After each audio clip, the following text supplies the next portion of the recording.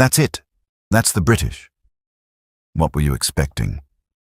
I don't know. More British, I guess. They look just like us. Different helmets, Morrison said. Different uniforms. Did you see their rifles? Lee Enfields, Hayes said. My dad carried one in the last war. Said they're good guns. Just slow. Bolt action. Morrison nodded. The British were moving through the hedgerows with careful precision, each man covering the next, their spacing perfect. Professional. Controlled. They look like they know what they're doing. So do we, Hayes said, but there was a question in his voice. Morrison didn't answer. He was thinking about Omaha Beach, about the chaos and terror and desperate scrambling. These British troops moved like they were on parade, even here, even now. It was different. He couldn't say if it was better or worse, just different. By mid-morning, Morrison's platoon had moved 2 miles inland and encountered British forces 3 more times. Each encounter followed a similar pattern: careful identification, brief exchange, continuation. The British were polite, efficient, and utterly unruffled by the war happening around them. It was starting to unnerve the Americans. Private First Class Tommy Chen, a radio man from San Francisco, put it into words during a break in a farmyard. They're too calm, he said, watching a British squad brew tea, in the ruins of a barn while German artillery rumbled in the distance. Don't they know we're in a war? The British had set up a small stove, produced tea from somewhere, and were passing around metal cups while their sergeant studied a map. One of them was smoking a pipe. A pipe. Morrison had seen men smoke cigarettes under fire, sure, but a pipe suggested leisure time, contemplation, a Sunday afternoon. Maybe that's just how they are, Morrison said. It's weird, Chen insisted. We're all jumping at every sound, and they're having a tea party. A British soldier, a corporal, stocky and middle-aged, overheard and walked over, cup in hand. Fancy a brew? He asked, offering the tea to Chen. Chen took it, sniffed it suspiciously. Is this really tea? Course it's tea. What else would it be? I don't know. Medicine? Fuel? The British corporal laughed, a short bark of amusement. You Yanks and your coffee. Can't function without it, can you? We're the same with tea. Keeps you steady. He tapped his temple. Settles the nerves. Chen sipped the tea, made a face. It's hot. That's rather the point. Morrison accepted a cup when it was offered. The tea was strong, bitter, nothing like the sweet iced tea his mother made back in Virginia. But it was hot, and the British corporal was right.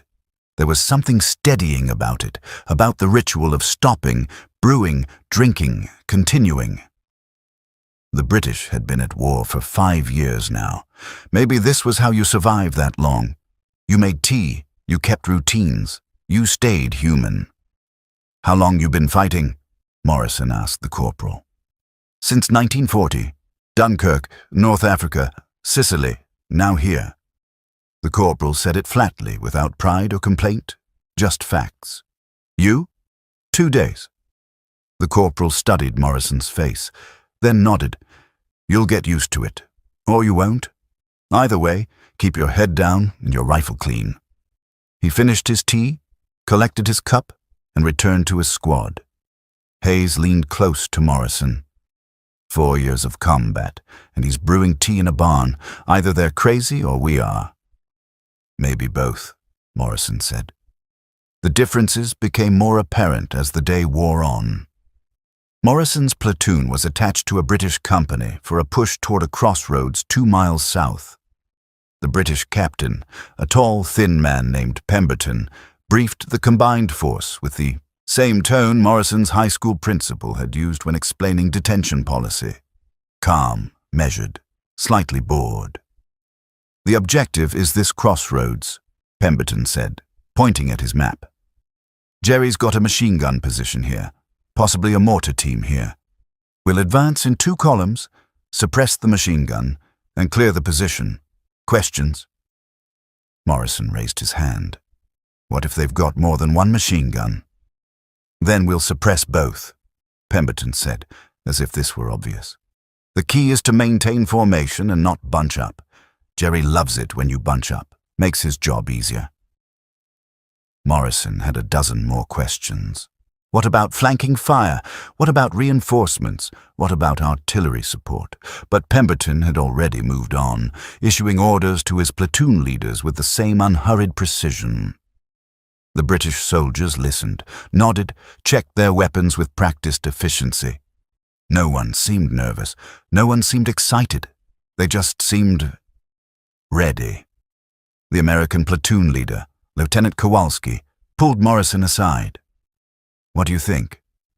I think they've done this before, Morrison said. So have we. Not like this. Not 4 years' worth. Kowalski frowned. You think we should follow their lead? Morrison considered. The British approach was methodical, careful, almost cautious. The American way, at least how they'd been trained, was to hit hard and fast, overwhelm the enemy with aggression and firepower. Different philosophies, different experiences. I think we should watch and learn, Morrison finally said. The advance began at noon. The British moved forward in textbook formation, each squad covering the next, using every bit of cover. They moved slowly, too slowly, Morrison thought at first. His instinct was to rush, to get across the open ground quickly, but the British took their time, and as they moved, Morrison began to see why. They never exposed themselves unnecessarily. They used the terrain perfectly. When they encountered resistance, they didn't charge forward. They stopped, assessed, brought up support weapons, and suppressed the enemy position before advancing. It was like watching a machine operate, each part moving in coordination with the others. The German machine gun opened up when the lead British squad was 50 yards from the crossroads. The squad immediately went to ground, returning fire while their sergeant called back coordinates. Within 30 seconds, a British mortar team had ranged the position. 3 rounds later, the machine gun stopped firing. Advance, Pemberton called, and the British moved forward again, same pace, same precision. Morrison's squad followed, trying to match the British rhythm. It felt unnatural. Morrison wanted to run, to get to cover quickly, but he forced himself to move at the British pace. Hayes, beside him, was breathing hard.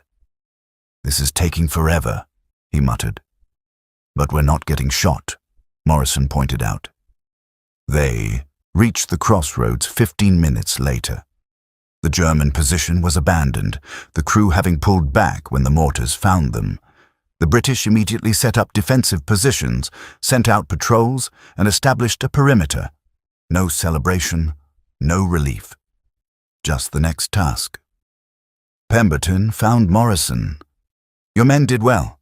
Good fire discipline. We followed your lead, Morrison admitted. Sensible. You'll develop your own style eventually. Everyone does.